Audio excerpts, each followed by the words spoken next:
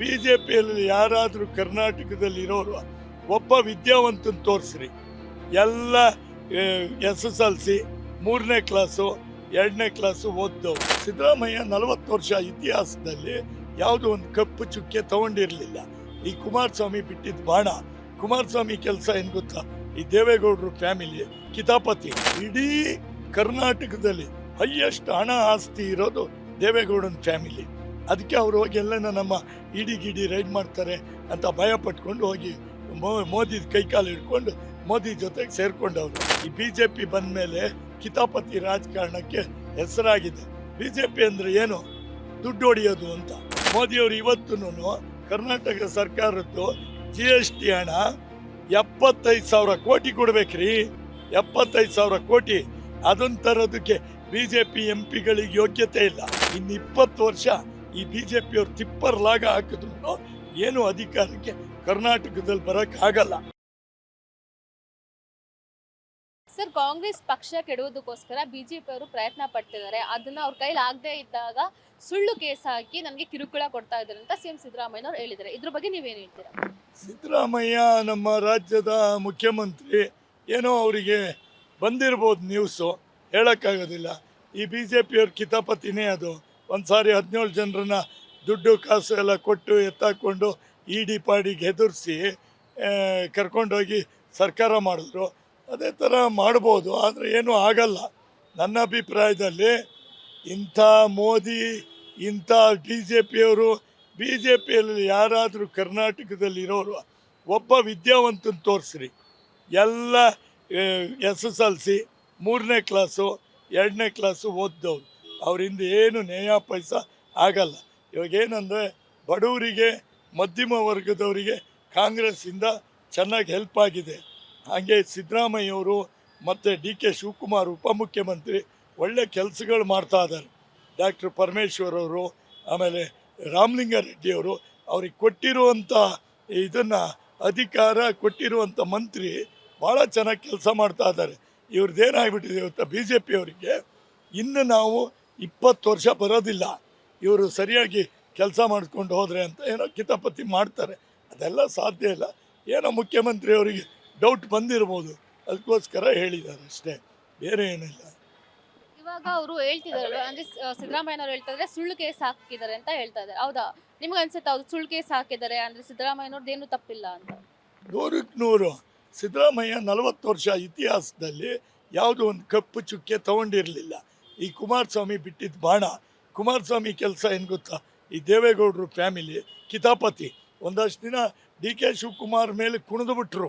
DK Shivakumar ಏನು ಕಳ್ತನ ಮಾಡಿದ್ದಾನಂದ್ರೆ ಏನು? ಅವರು ಇವತ್ತೊಂದು ಅವ್ರು ಸುಮಾರು 40 ವರ್ಷ ರಾಜಕಾರಣಿ. ಅವ್ರೇನೋ ಒಂದು ಸ್ವಲ್ಪ ಇದನ್ನು ಬಂಡವಾಳ ಹಾಕಿದ್ರು, ರಿಯಲ್ ಎಸ್ಟೇಟು ಅದು ಇದು, ಅದರಲ್ಲಿ ಹಣ ಮಾಡಿದ್ರು. ಅವ್ರೇನು ಕದ್ಕೊಂಬಂದವ್ರ? ಇಡೀ ಒಂದು ವಿಚಾರ ಗೊತ್ತಾ ನಿಮಗೆ, ಇಡೀ ಕರ್ನಾಟಕದಲ್ಲಿ ಹೈಯೆಸ್ಟ್ ಹಣ ಆಸ್ತಿ ಇರೋದು ದೇವೇಗೌಡನ ಫ್ಯಾಮಿಲಿ. ಅದಕ್ಕೆ ಅವ್ರು ಹೋಗಿ ಎಲ್ಲ ನಮ್ಮ ಇಡಿ ರೈಡ್ ಮಾಡ್ತಾರೆ ಅಂತ ಭಯ ಪಟ್ಕೊಂಡು ಹೋಗಿ ಮೋದಿ ಕೈಕಾಲು ಹಿಡ್ಕೊಂಡು ಮೋದಿ ಜೊತೆಗೆ ಸೇರ್ಕೊಂಡವ್ರೆ. ಇನ್ನೂ ಒಂದು ಹೇಳ್ತೀನಿ ಕೇಳಿ, ಹಾಕಿದ್ದಾರೆ ಸುಳ್ಳು ಕೇಸ್ ಬೇಕಾದಷ್ಟು ಹಾಕ್ತಾರೆ, ದಿನ ಹಾಕ್ತಾರೆ, ಎದುರಿಸ್ತಾರೆ, ಫೋನ್ ಮಾಡಿ ಹೇಳ್ತಾರೆ ಇಡಿ ರೈಡ್ ಮಾಡ್ತೀವಿ, DK ಶಿವಕುಮಾರ್ ಥರ ಒಳಗೆ ಕುಂಡ್ರಿಸ್ತೀವಿ, ನೀವು ಬಂದ್ಬಿಡಿ ಅಂತಾರೆ. ಏನು ರೀ, 135 ಸೀಟ್ ಇದೆ. ಈಗ ಯೋಗೀಶ್ದು ಒಂದು ಗೆಲ್ತದೆ, ಎಲ್ಲ 136 137 ಸೀಟ್ ಇದೆ. ಏನು ಇವನು ಎಷ್ಟು ಜನ ಕೊಂಡ್ಕೊಂಡ್ಬಿಡ್ತಾನೆ? ಎಷ್ಟು ಕೊಡೋಕ್ಕಾಗುತ್ತೆ ಸಾಧ್ಯ ಇದೆ?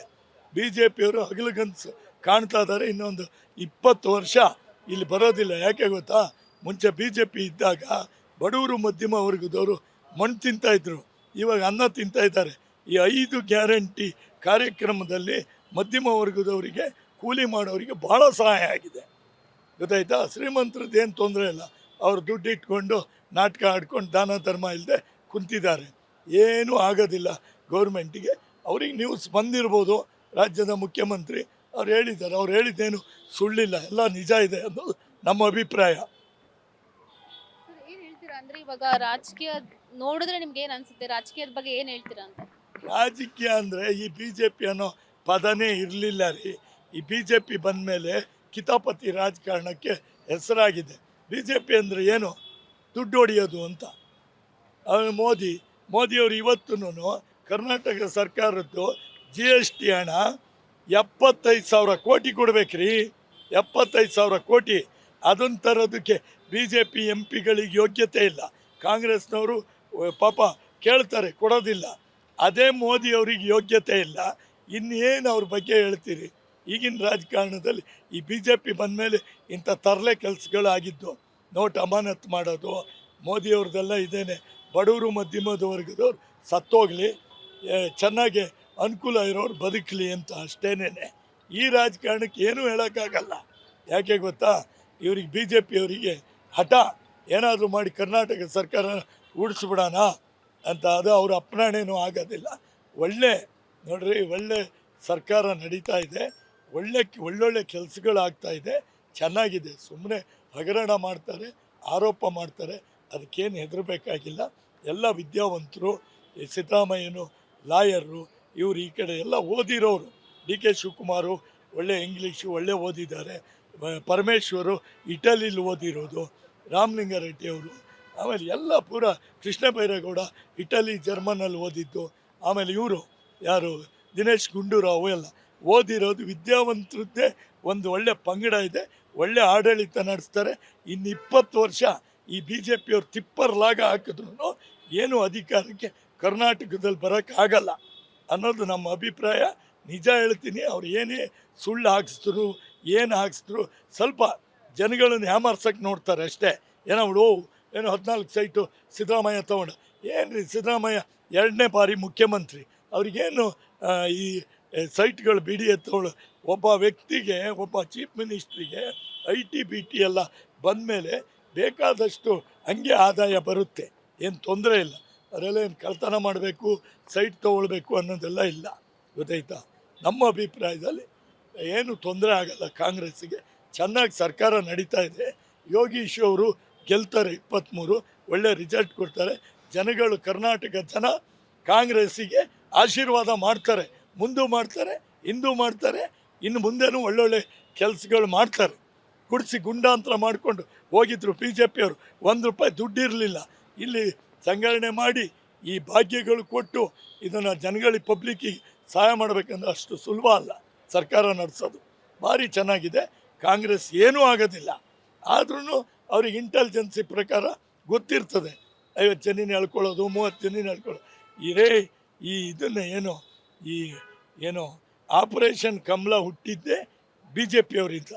ಅವ್ರು ಸಾಯೋವರಿಗೂ ಇದನ್ನೇ ಮಾಡ್ಕೊಂಡು ಹೋಗಿ ಒಂದು ದಿವಸ ಬಿ ಜೆ ಪಿ ಅನ್ನೋ ಪದನೇ ಇಂಡಿಯಾದಲ್ಲಿ ವಾಶೌಟ್ ಆಗಿ ಹೋಗ್ತದೆ. ನೋಡ್ತಾ ಇರಿ. Beat plus Karnataka.